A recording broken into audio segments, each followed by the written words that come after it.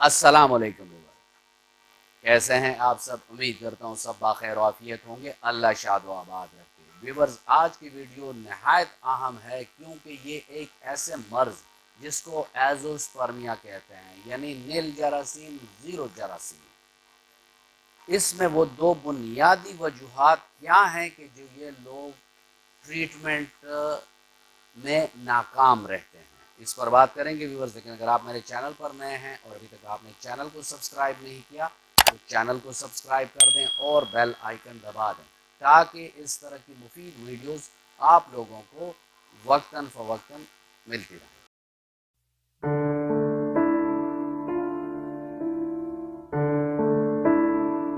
Viewer, azoospermia पर already मेरा बहुत सारा काम है और गुज़िश्ता 23-24 सालों से भी हम इन केसेस पर अपना काम कर रहे हैं।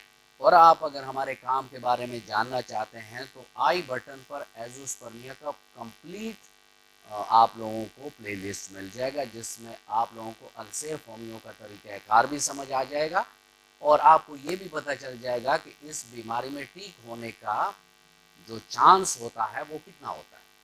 मैं टाइम आपका नहीं लूँगा इन बातों में, डायरेक्टली आपको वो दो काजेशन बताऊँगा जिसकी वजह से एजोस्पर्मिया के पेशेंट की ट्रीटमेंट अक्सर फेल हो जाती है। पहली काज जो है, जैसे ही किसी बंदे को लेबॉर्ट्री में ये लेबॉर्ट्री वाले बताते हैं कि आपके एजोस्पर्मिया है, तो अक्सर वो बेचारे मायूसी के दलदल में पड़ जाते हैं और सिवियर किस्म की डिप्रेशन में मुब्तला हो जाते हैं और वो कहते हैं कि हमारी दुनिया उजड़ गई है, हमारी नस्ल नहीं बढ़ेगी अभी क्योंकि मुझ में तो जरासीम है ही नहीं। और इस पर ऑलरेडी मेरी वीडियोस हैं मेल सेक्सुअल हेल्थ में कि जो लोग डिप्रेशन में मुब्तला होते हैं, और इस पर कई सारी स्टडीज़ हो चुकी हैं, उनका मेनली जो स्पर्मेटोजेनेसिस का प्रोसेस होता है वो नहायत बुरी तरह डिप्रेस हो जाता है, यानी वो काम नहीं करता।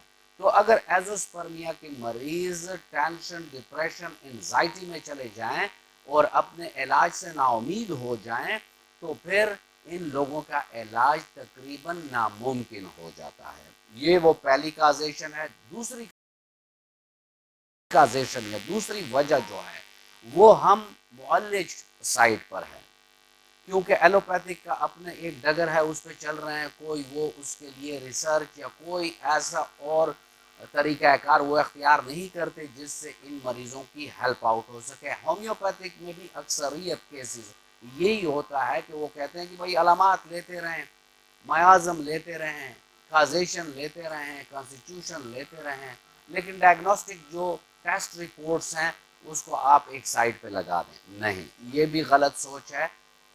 कहने का मकसद है कि मुअल्लिज को चाहिए, जो अक्सर नहीं होता, कि इन पेशेंट की प्रॉपर आप रिपोर्टिंग करवाएं और जिसमें बेसिक रिपोर्ट जो हैं वो 3 ही हैं। चौथी भी है लेकिन चौथी अक्सरियत लोग नहीं करवाते या इनके पास नहीं होती। एक सीमन एनालिसिस ताज़ा उनके पास होना चाहिए, दूसरा उनके पास हार्मोन लेवल जिसमें LH, FSH, टेस्टोस्टेरोन बिलखसूस हों, और तीसरी उनके पास ड्यूपलर स्क्रूटम या टेस्टिकुलर अल्ट्रासाउंड होना चाहिए। उसके बाद फिर अगर होम्योपैथिक है तो वो अपने अलामात, कॉन्स्टिट्यूशन, मयाज़म, ये चीज़ें लेते रहें तो उसकी डायग्नोज कंप्लीट तस्वर की जाएगी। हकीम नब्ज़ देख कर कुछ काम करते हैं या अलामात पूछ कर काम करते हैं, तो जो दूसरी वजह है एजोस्पर्मिया के ट्रीटमेंट की फेल्योर में, वो ये है कि मुअल्लिज जो होता है वो केस की प्रॉपर रिपोर्टिंग, यानी उसकी जो लेबॉर्ट्री रिपोर्ट्स हैं या डॉक्टर की और रिपोर्ट्स हैं, उससे अक्सर उनकी कोताही देखने में मिलती है। मैं सब की बात नहीं कर रहा, बाज़ डॉक्टर ऐसे हैं कि जो ये काम करते हैं, लेकिन अक्सरियत डॉक्टर इस केस में खुद भी मेंटली वो इस स्टेट पर चले जाते हैं कि भाई इसका इलाज तो होना नहीं है। अगर कहीं से टेस्टिकुलर बायोप्सी पर 1-2 जरासीम मिल गए तो IVF का चांस ले सकते हैं, अदरवाइज ये तो ख़त्म है। तो अक्सरियत डॉक्टर्स भी थोड़ी बहुत दिमाग में मायूसी लेकर चलते हैं।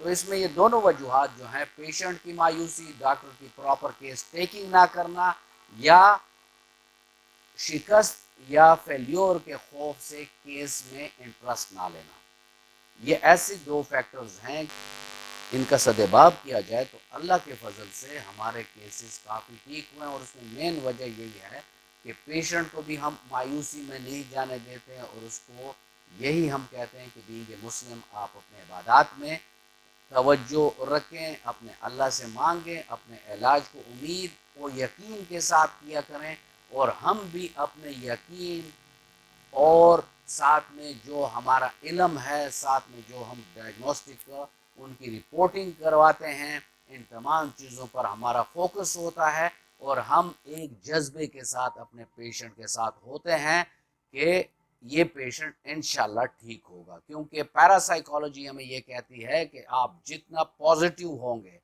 آپ کا پیشنٹ جتنا پازیٹیو ہوگا، اتنا اس کے ٹھیک ہونے کے چانسز زیادہ ہوتے ہیں۔ تو میرے یہ بھائی جن کو ایزوسپرمیا ہے، کبھی مایوسی میں نہ رہیں، اللہ رب العزت کے ہاں کسی چیز کی کمی نہیں ہے، آپ ٹھیک ہو سکتے ہیں، آپ اپنے علاج سے کبھی بھی کوتاہی نہ برتیں۔ ویور، یہ تھا آج کا ٹاپک، اور میں امید کرتا ہوں کہ آپ کو اچھا لگا ہوگا۔ اگر آپ کو اچھا لگا ہے تو ویڈیو کو لائک کر دیں، اور فرینڈ اینڈ فیملی ممبر کے ساتھ اس کو شیئر کر دیں۔ ملتے ہیں کسی ایسی ہی اچھی ویڈیو میں، تب تک کے لیے اجازت، اللہ حافظ۔